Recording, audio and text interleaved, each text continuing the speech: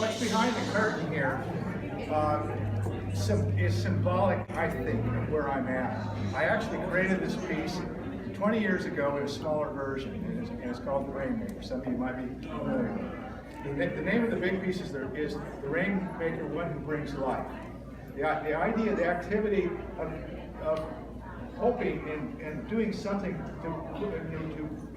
to get it to rain is synonymous, in my mind, with optimism. Okay, that optimistic feeling seems so fitting for me at this point, especially at this show. So when Brad and I discussed doing this, and I got connected up with the museum, I felt that what I wanted to do is I wanted to somehow or other make this #1 of my 20 that I was going to have for the show. So this was the very first piece that I started working on. It was the very last, one of the last pieces, getting it in. And when I unveil it, you'll see it's to me, part of the exciting thing about it is how in the hell did we get it in here? I think that itself is fun. And it turns out too, I want you guys to recognize Eric Peterson. Stand back here too. Stand.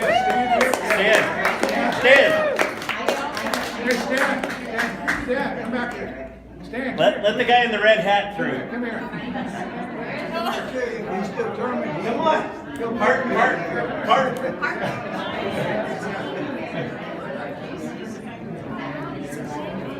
Well, no, it's way more than that. Yeah. The people that work on this really know how to dress up. Yeah, he dressed up. Going to an important meeting compared to you. Yeah, it works. Stan is the man who did all the chasing on this piece. 150 pieces. Yeah. Now these are all of us welded together. It has to be, the chasing is where you grind off with the welds where it looks like my sculptures, you know, or my original play. Technically very difficult. I was very concerned about it, but I felt really good that Stan was the one working on it, because Stan, by the way, does most all of my work. He works with Eric. It's Eric's shop, and Eric does the patina. He does all my patinas. And you guys took the tour of the foundry or the museum. This is the man that's made everything work for me. Okay, so I'm glad they're there so I can recognize them. Okay, all right. So can we pull this off now? We're gonna try. We're gonna try. Go ahead, Chris.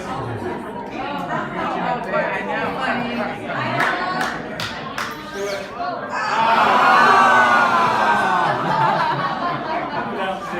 Okay, Chris, can you grab it? There. Wait. Here it comes. It always does. That's a different One more. Oh my gosh. You're so This close. is good. Bring this one down. Wow.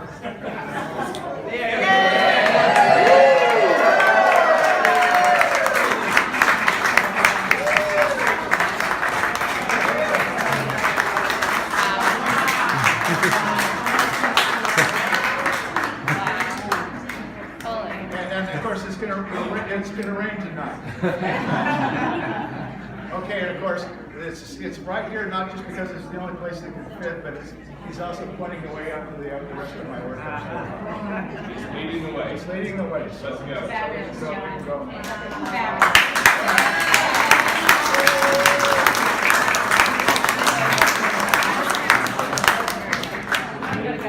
Say a couple of things, but I want to tell you a little bit about this journey. What you're looking at is a 5-year experience. It took 3 years of me trying to convince John and Sue to do it, and then 2 years for John to actually stop working on anything else and just work on this show.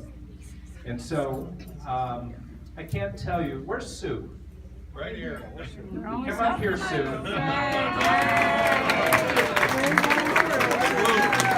Ginger and I have been in this business for 30 years, and we've had a lot of experiences, and this ranks up there at the very top.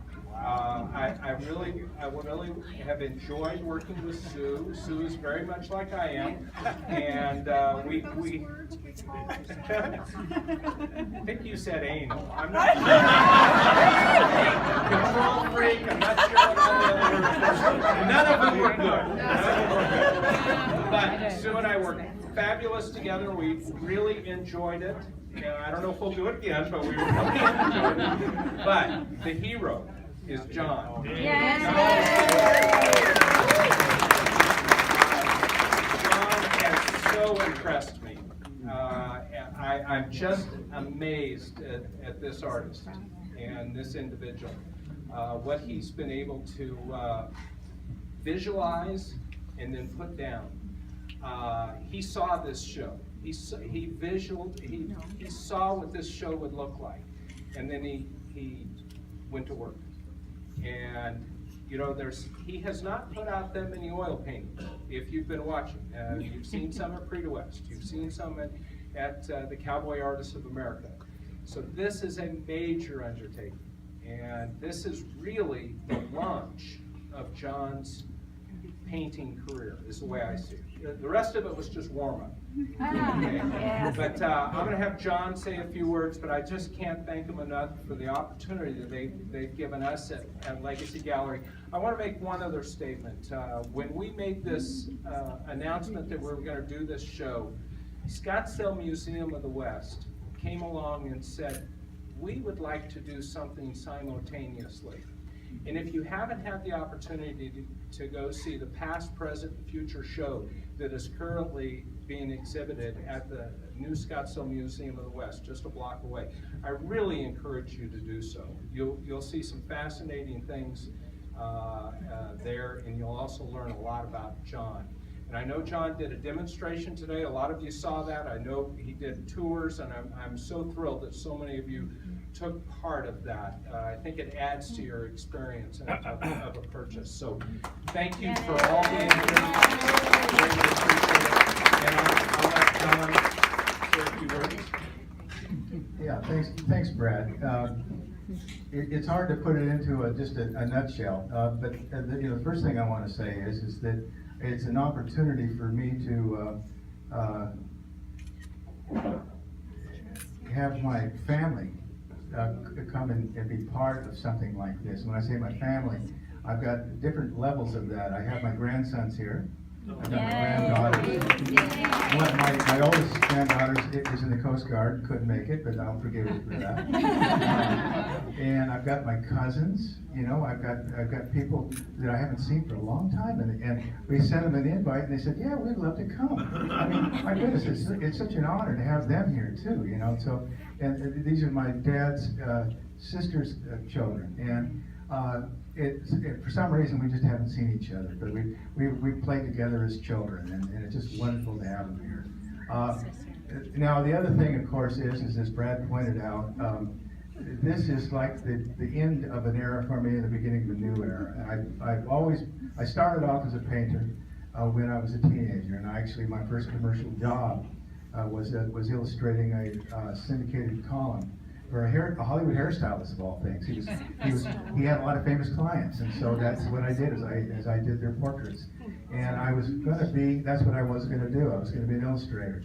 And like a lot of sidetrack things that happened, when Sue and I got married very young, we were still teenagers, the opportunity to start our own business came up, and I was 19, Sue was 18, and we were in the business together. And we've been in business together ever since. So.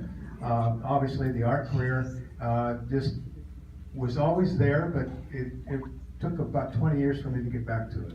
And I came back to it as a sculptor, and I don't even know why. The sculpture took off, and I literally felt, oh, it's working. I'm working as a sculptor, and it's okay.